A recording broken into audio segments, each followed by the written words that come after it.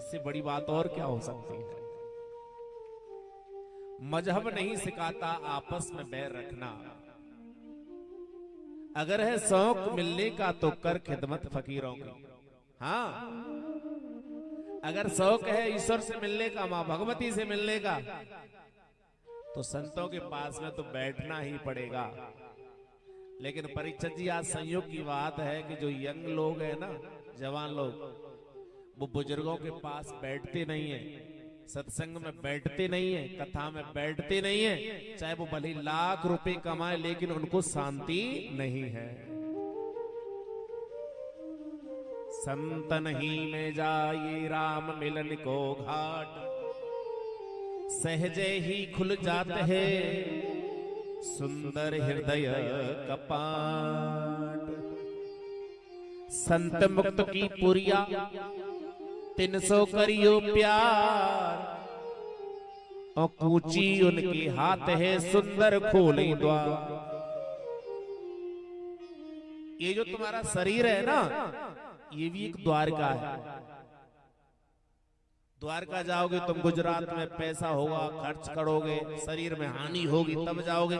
लेकिन आज इस कथा को सुनकर के अपने शरीर को द्वारका बना लो, इस कथा को सुनकर के अपने शरीर को मथुरा बना लो, इस कथा को सुनकर के अपने शरीर को गोकुल बना लो।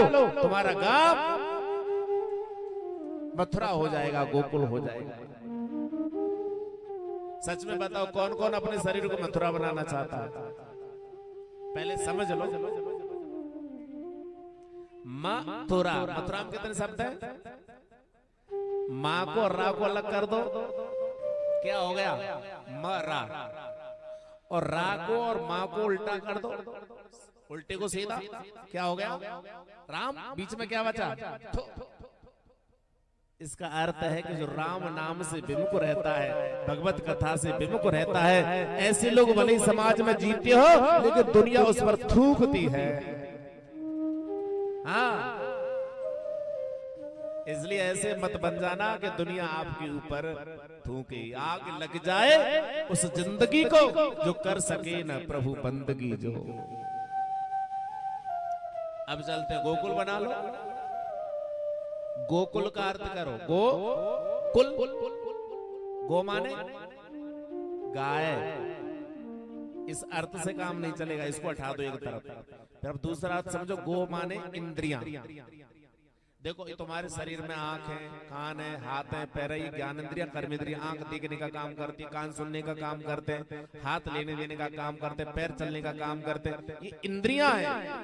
कुल माने समूह, एक और एक दो, और दो और दो चार। ऐसी शरीर में दुनिया भर की तो ये इंद्रियां हैं, कर्मेंद्रियां हैं।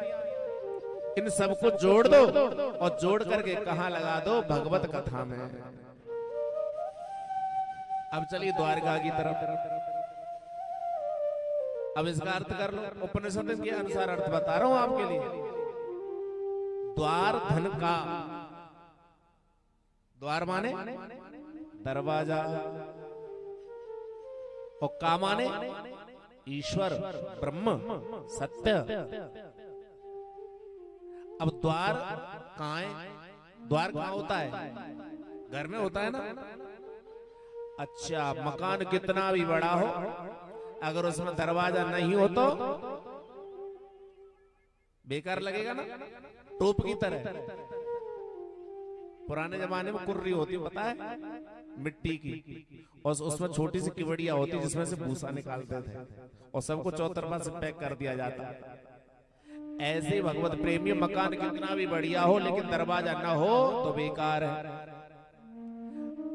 बढ़िया मकान में अगर दरवाजा लगा दिया है, अगर दरवाजे पर किवाड़ नहीं लगे हैं तो चोरी हो जाएगी। सुंदर दरवाजे हो, सुंदर किवाड़ भी हो, और उस किवाड़ को बंद करने की ताकत किसमें है?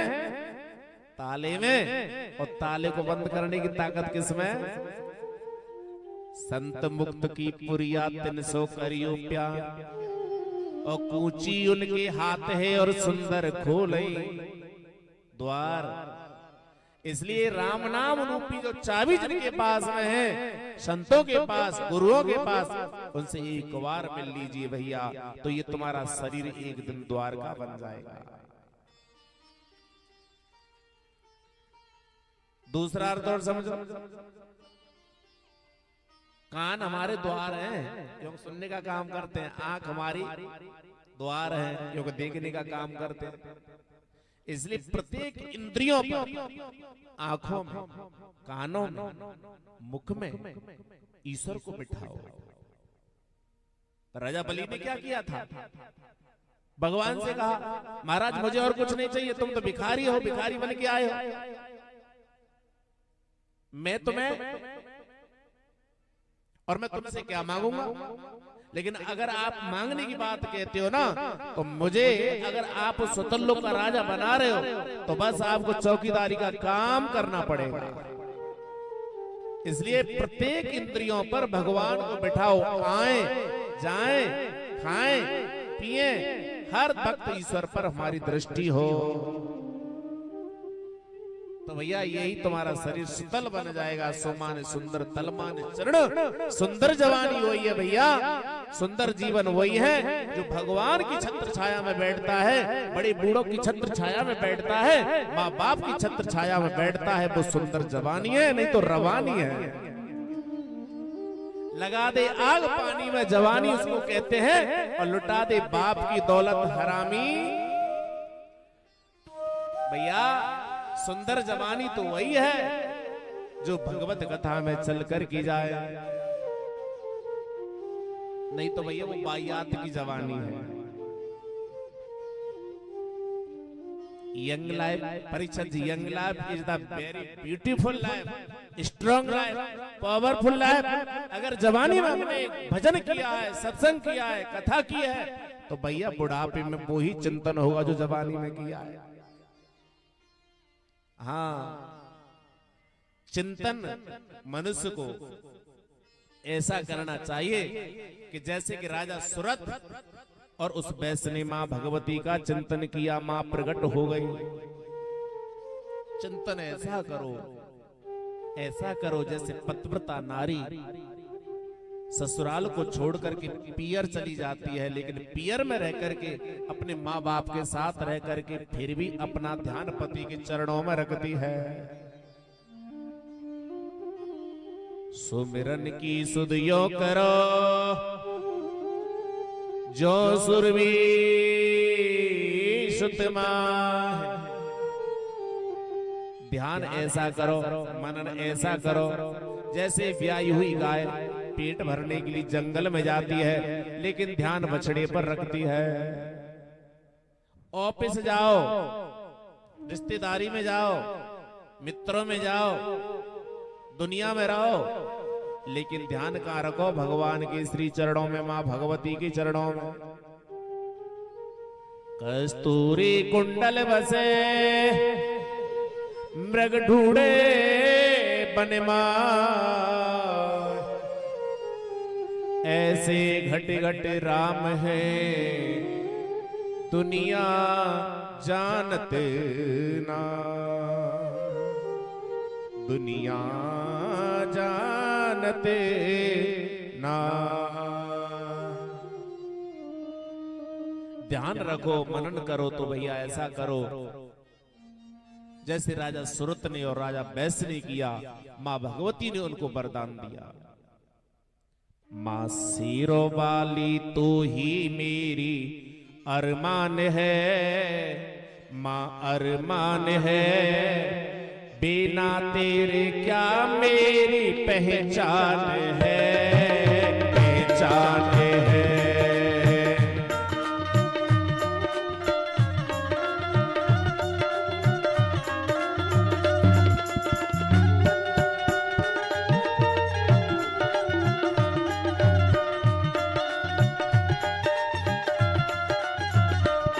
मां सिरो वाली तू ही मेरी अरमान है, मां अरमान है, बिना तेरे क्या मेरी पहचान है, पहचान है।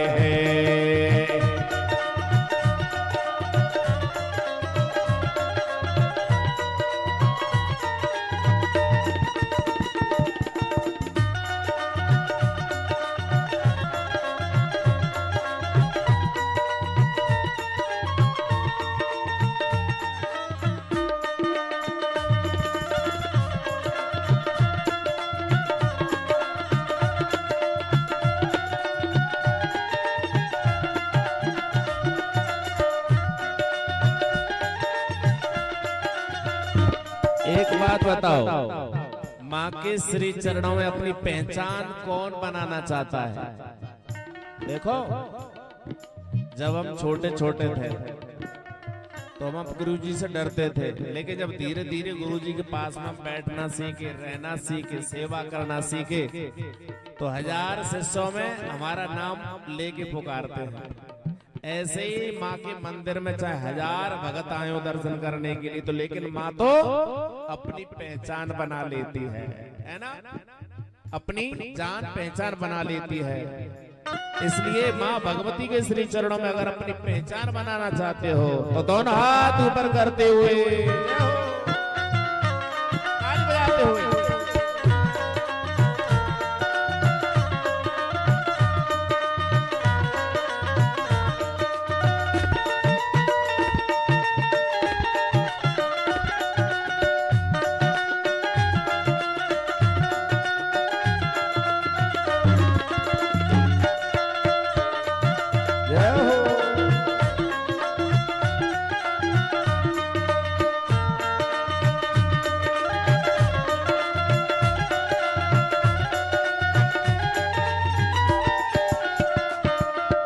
शेरों वाली तो ही मेरी अरमान है, अरमान है, बिना तेरे क्या मेरी पहचान है, पहचान है, पहचान है। जय हो।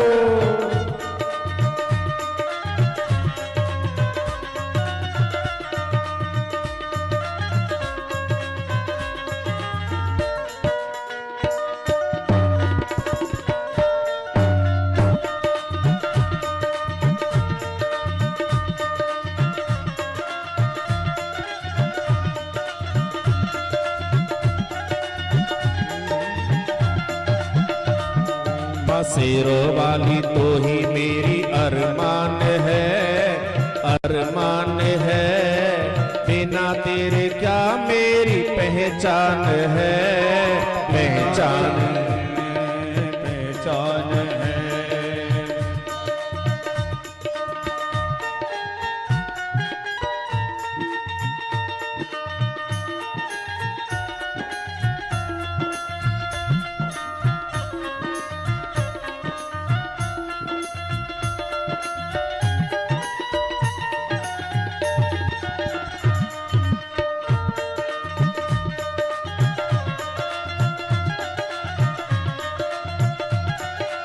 बिना तेरे क्या मेरी पहचान है, पहचान, पहचान है, पहचान है।